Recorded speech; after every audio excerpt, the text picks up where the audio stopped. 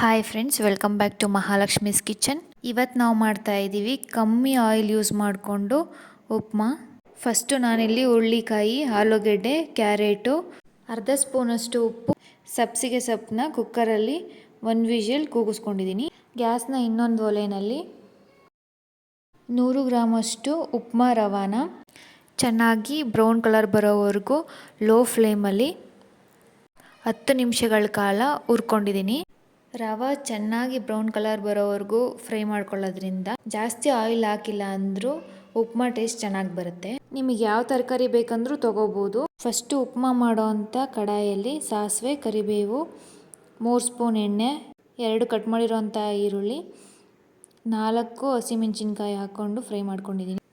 ಈರುಳ್ಳಿ brown colour ಬಂದ ನಂತರ 1 ಸಣ್ಣ ಕಟ್ ಮಾಡಿರೋ ಅಂಥ ಟೊಮೊಟೊನ ಹಾಕ್ಕೊಂಡು ಅರ್ಧ ನಿಮಿಷ ಫ್ರೈ ಮಾಡ್ಕೋಬೇಕು. ತರಕಾರಿ ಎಲ್ಲನೂ ಕುಕ್ಕರಲ್ಲಿ ಕೂಗಿಸ್ಕೊಂಡು ಮಾಡೋದ್ರಿಂದ ಉಪ್ಮಾ ಬೇಗ ರೆಡಿ ಆಗುತ್ತೆ. ಈರುಳ್ಳಿ ಟೊಮೊಟೊ ಚೆನ್ನಾಗಿ ಫ್ರೈ ಆದ ನಂತರ ಅದಕ್ಕೆ 1/4 ಸ್ಪೂನಷ್ಟು ಜೀರಿಗೆನ ಹಾಕಿ 5 ಸೆಕೆಂಡ್ ಫ್ರೈ ಮಾಡಿ ಕುಕ್ಕರಲ್ಲಿ ಕೂಗಿಸ್ಕೊಂಡಿರೋ ಅಂತಹ ವೆಜಿಟೇಬಲ್ಸ್ನ ನೀರು ಸಮೇತ ಹಾಕಬೇಕು. ವೆಜಿಟೇಬಲ್ಸ್ನ ಬೇಯಿಸ್ಕೋಬೇಕಾದ್ರೆ ಅರ್ಧ ಸ್ಪೂನ್ ಉಪ್ಪು ಹಾಕಿರೋದ್ರಿಂದ ಇನ್ನು ಅರ್ಧ ಸ್ಪೂನ್ ಉಪ್ಪು ಹಾಕಿ 2 ನಿಮಿಷಗಳ ಕಾಲ ಕುದಿಸ್ಕೋಬೇಕು. 2 ನಿಮಿಷಗಳ ಕಾಲ ಕುದಿಸ್ಕೊಂಡಿದ ನಂತರ ಗ್ಯಾಸ್ನ ಲೋ ಫ್ಲೇಮಲ್ಲಿ ಇಟ್ಕೊಂಡು ಹುರಿದಿಟ್ಕೊಂಡಿರೋವಂಥ ರವಾನ ನಿಧಾನವಾಗಿ ಪಾತ್ರೆ ಒಳಗಡೆ ಹಾಕಬೇಕು. ಈ ಥರ ನಿಧಾನವಾಗಿ ಮಿಕ್ಸ್ ಮಾಡಿಕೊಂಡು ರವಾನ ಹಾಕೋಬೇಕು. ಉಪ್ಮಾ ಕನ್ಸಿಸ್ಟೆನ್ಸಿ ಫಸ್ಟು ಈ ಥರ ತೆಳ್ಳಗಿರುತ್ತೆ. 2 ಮಿನಿಟ್ಸ್ ಫ್ರೈ ಮಾಡಿದ ನಂತರ ಅದು ಗಟ್ಟಿ ಆಗುತ್ತೆ.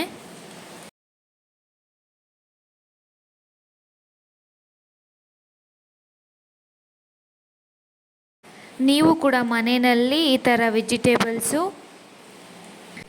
ಮತ್ತು ಸಬ್ಬಸಿಗೆ ಸೊಪ್ಪನ್ನು ಹಾಕಿ ಟ್ರೈ ಮಾಡಿ ನೋಡಿ. ಕಮ್ಮಿ ಎಣ್ಣೆಯಲ್ಲಿ ಹೆಲ್ತಿಯಾಗಿ ಉಪ್ಮಾ ರೆಡಿ ಆಗುತ್ತೆ. ಕೊನೆಯಲ್ಲಿ ಕೊತ್ತಂಬರಿ ಸೊಪ್ಪನ್ನು ಹಾಕಿ ಮಿಕ್ಸ್ ಮಾಡಿಕೊಂಡ್ರೆ ಹೆಲ್ದಿ ಆ್ಯಂಡ್ ಟೇಸ್ಟಿಯಾಗಿರೋ ಉಪ್ಮಾ ರೆಡಿಯಾಗಿರುತ್ತೆ.